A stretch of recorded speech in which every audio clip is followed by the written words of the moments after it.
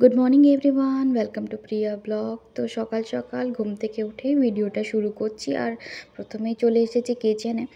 আর চা ছাড়া কি সকালটা হয় বলুন। আর চাটা খেয়ে জোর কদমে লেগে পড়েছি শাশুড়ির সাথে হাতে হাতে ঘরটাকে গোছাতে। কারণ যেহেতু 1 মাস ছিলাম না, তো সেই জন্য আর কি সব কিছুর অবস্থা প্রায় খারাপ। তো দেখে দেখে রাখা হচ্ছে কোনটা কি ফেলতে হবে, কোনটা কি কীভাবে গোছাতে হবে।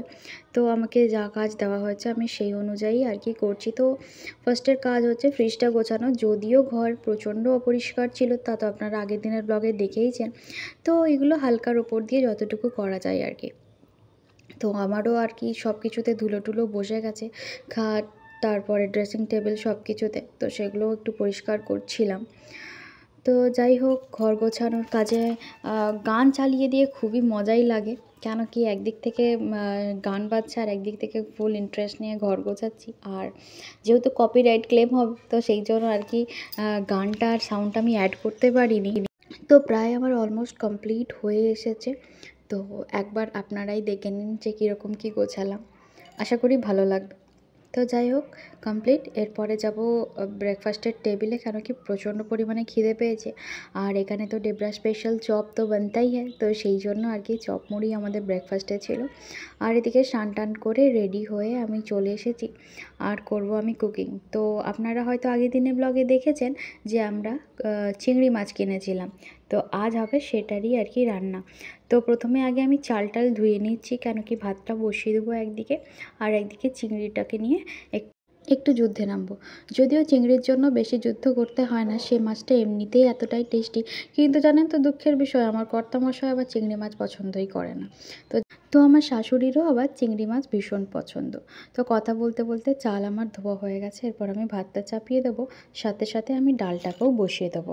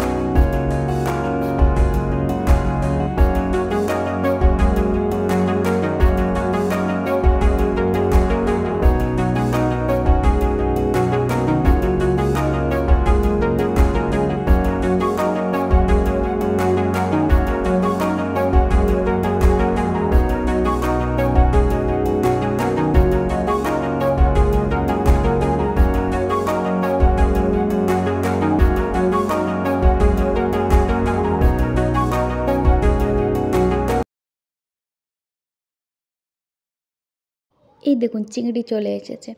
তো দেখে বলুন তো কতটা আছে চিংড়ি এখানে। তো আপনারা কমেন্টে জানাবেন যে কত গ্রাম চিংড়ি এখানে রয়েছে।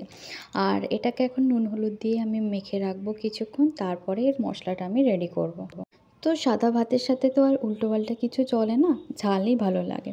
তো সেই জন্য ঝাল করার জন্য আদা রসুন পেঁয়াজ যেরকম লাগে পরিমাণ মতো আমি এখানে নিয়ে বসে গেছি।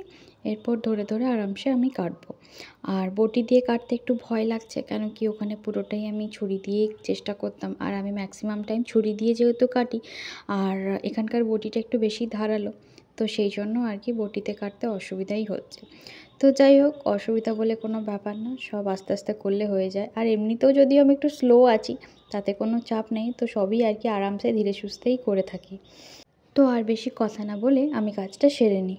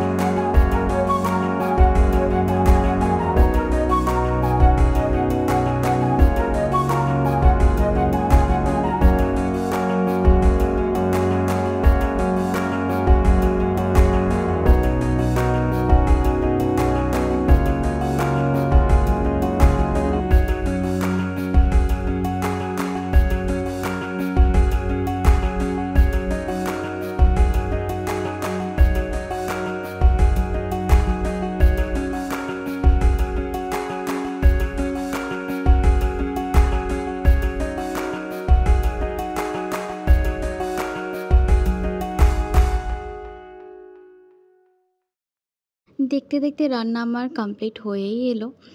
আর যেহেতু একটু বেলা করে করছি, তো সেই জন্য গরম গরম নামিয়েই আর কি খেয়ে নেব, বেশি দেরি করব না। তো দেখতেই পাচ্ছেন কতটা লোভনীয় দেখতে হয়েছে আমার চিংড়ির ঝাল, আর এদিকে ভাজা, আর ওদিকে মুসুরের ডাল।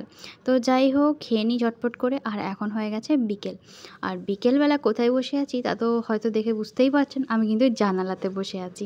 আর এই দেখুন, জানালাতে রয়েছে নেট। নেট দেওয়া হলে কী হয়েছে, নেটের মাঝখানে এত বড় ফুটো হয়ে গেছে যে মনে হয় মানুষ গলে যাবে। আর এখানে পা হাত ছড়িয়ে বেশ সুন্দর করে বসে আছি বাচ্চাদের মতো, ভালোই লাগে। আর এত বড় জানালার যে বসার জায়গাটা, সেখানে বসে বসে আর কি ইনফ্যাক্ট ঘুমানোও হয়ে যাবে। আর এদিকে চলে এলাম কিচেনে, আর করতে এসেছি চা। তা তো জানেনই, কেন কি 6:45 মতো বেজে গেছে, অনেকটাই দেরি হয়ে গেছে। আর দুজনের চা বানিয়ে নিয়ে আমি এখন যাচ্ছি বসে বসে চায়ের সাথে আড্ডা দেব। আর বাইরের ওয়েদারটাও দেখে ভালো লাগছে, মনে হয় আজকে বৃষ্টি বৃষ্টি কিছু একটা হতে পারে। আর এখন সন্ধ্যা নামতে চলেছে। আর এদিকে চলে এসেছি আমি কিচেনে, বাসনপত্রগুলো গুছিয়ে ভাবলাম রাতের খাবারের জোগাড়টা করে নেব, কারণ কখন কি কারেন্ট চলে যায় তার কোনো ঠিক নেই। তো সেই জন্যই তো এদিকে আমার গোছানো কমপ্লিট হয়ে গেছে, আর মা ওদিকে দিচ্ছে সন্ধ্যা। আর এই দেখুন, মা আটা মেখে ফ্রিজেই ঢুকিয়ে রেখে দিয়েছিল, আর এখন আমি সেটাকে বার করে কিছুক্ষণ রেস্টে রাখলাম। আর তারপরেই চলে এসেছি রুটি বেলতে। তো ঘড়ির কাঁটা এখন 7:30 মতো বাজে। আর শুনছি নাকি চারিদিকে ভালোই মেঘ জল হচ্ছে। আর জানি না এদিকে কখন কি স্টার্ট হবে, ওয়েট করে আছি, কেন কি যে হারে বীভৎস গরম পড়েছে, আর পারা যাচ্ছে না, মনে হচ্ছে ঘামে একদম স্নান করে নিচ্ছি।